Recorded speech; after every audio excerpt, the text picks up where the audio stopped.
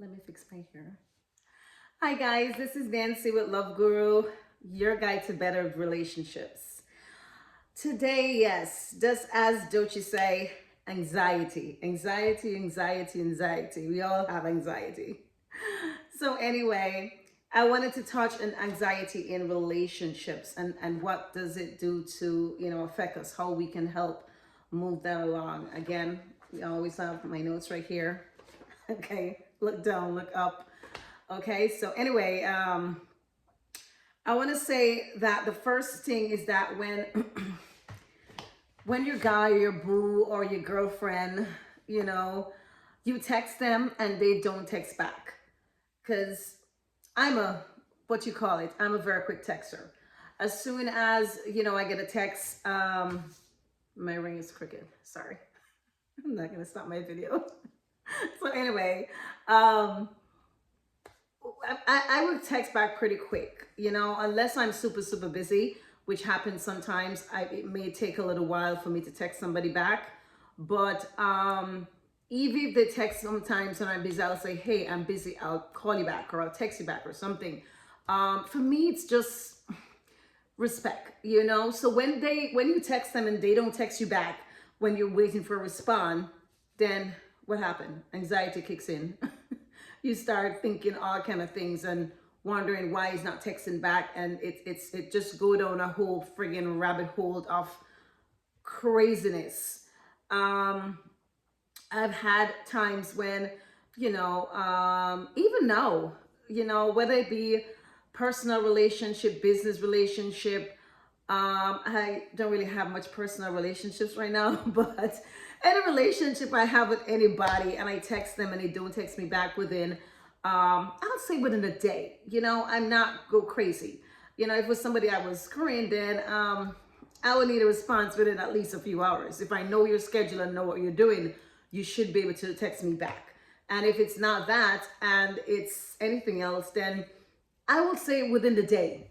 Within a day, that will be my red flag. If I text you and you don't text me back within a day, you text me back the next day, listen to me. I will give it to you. Okay? I'll do bam, bam, bam. Listen to me. And to be honest, I probably won't do that. I probably just ghost them. Okay? If it's something business and it's where I have to, I am on,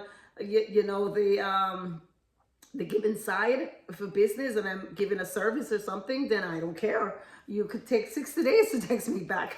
I will definitely talk to you and let you know, okay, don't worry about that 60 days that you take to text me back. I'm here to do business with you. And if you're, want to do business with me, definitely I'm ready to go. So that's going to be a big difference when you're doing business, personal relationships and, stuff like that. Now, I wanted to touch too on what you would call it now.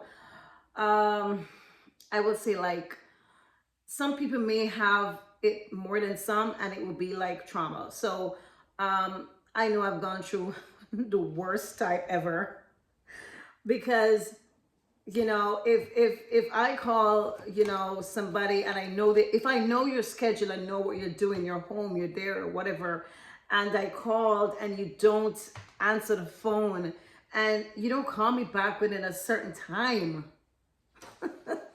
you don't call me back at a certain time, like at least a few hours, and I know that you are available. So anyway, right then and there, I would tell you the stuff that what I used to do. Well, used to do, and sometimes I still do it a little bit. I have to be honest. I got to keep it 100 with you guys. I want to be as vulnerable as possible. It was really bad. It's to the sense that, my I don't want to name names on this channel, okay? Somebody that I dealt with before. And, I will, call, they don't answer for a few hours, whatever. And when they do, they give you some real crazy, dumb story, and when they don't answer, the first thing you're thinking, okay, you start to analyze everything. you just, that anxiety just creeps in, like, is he gonna call me back?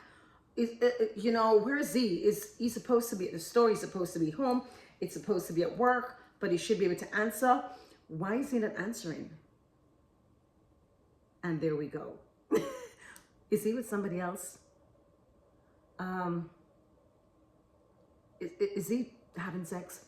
Is he doing something? Our minds just go crazy, and I tell you, years ago, man, I used to sit and I used to think, oh my God, he is having sex right at this time. He is having sex right now. And I would sit and I would think about this dumb stuff. I tell you, we as female, we're very emotional, and we just, the slightest thing, we just start thinking the negative thing, the most negative thing as possible that we can think of, and is our anxiety. We're just creeping in and just making us, it just creeps in our mind and just take over our mind and create this story of what is happening.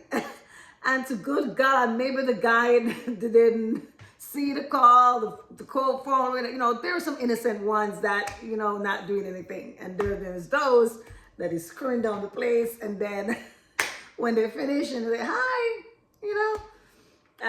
let me tell you a quick story.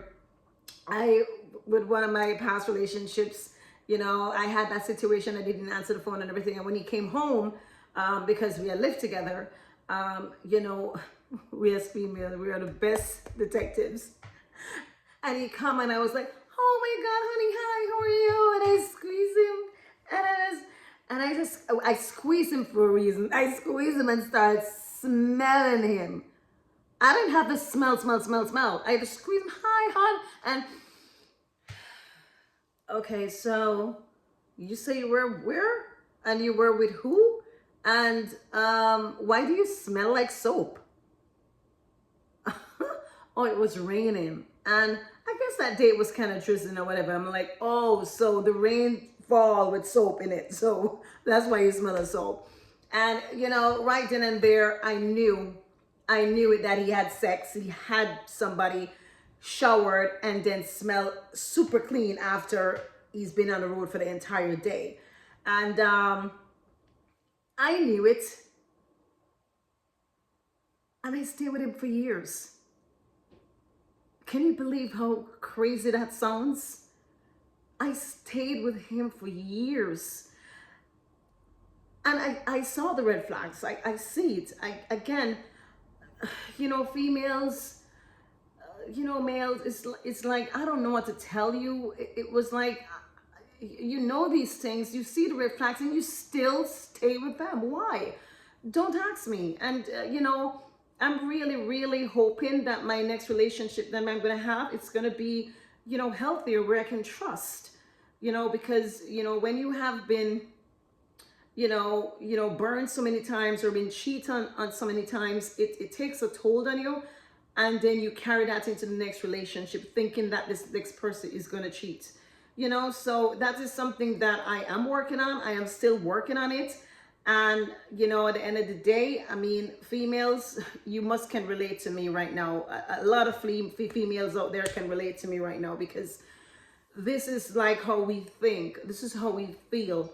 And, we don't want to know that our forever person that we have is out there doing somebody else. It really, really hurts us. So let me get back on track, okay? I'm about to friggin' tear up, because it's like yesterday, and it's crazy that we females settle for these crazy things at times. So when I say you have to work on yourself first, you got to work on yourself first and make sure that you're strong, because if you're not, then that's what's gonna happen. Okay, same thing that happened to me. So, a lot of them would say that they're busy, they don't trust and stuff like that. And at the end of the day, I was like, hey, at the end of the day, you have to trust your partner. You have to go in a relationship trusting your partner. Okay, you have to start that first, and then if something happened down the line, then you said, okay, there's a proof in the pudding. You're cheating, or this is happening. And, for God's sake, females, walk the hell away. Walk the hell away. If this is something that you think that your core value is not aligned with, then walk away. Why would you stay with somebody that is cheating on you? You're not doing that, because 90% of, females, we don't do this. Once we love hard. And once we love you, we will see a guy out there, we're like, oh, God damn, he looks good. And we're there like, ugh.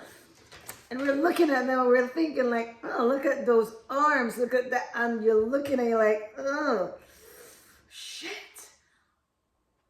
But after that, we don't pursue them. We don't go sleep with them. We don't say, oh my God, give me your number, take my number. We don't do that.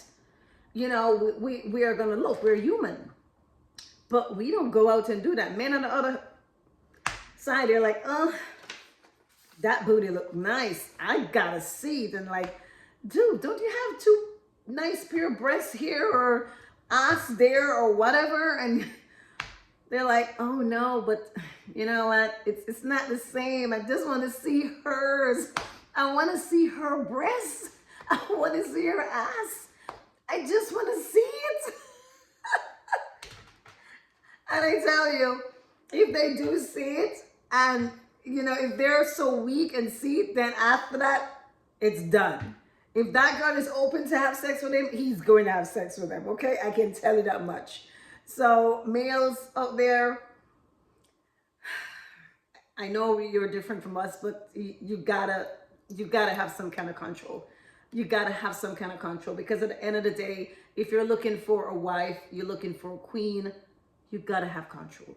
If that's not what you're all about, then listen, fine, go right ahead. It's good for you to be honest and tell everybody that, listen, I am not ready to settle down. I'm not looking for a partner. I'm not looking for a girlfriend or a wife. I'm just looking to have fun. Because guys, let me just tell you something else. Let me teach you something else. If that girl wants to do you, she is going to do you, whether or not you're going to sit and lie to her. Most females, no matter what you tell them, if they see you and they say, you know what, I want this guy, they're going to still do you. So please, just be honest and say exactly what is it that you want. So, the female can know what position you are in. And if they're up for it, they're up for it. And if there's not, then there's so many fish in the sea. Go find someone else. I'm telling you, there are a lot out there that will okay and do that.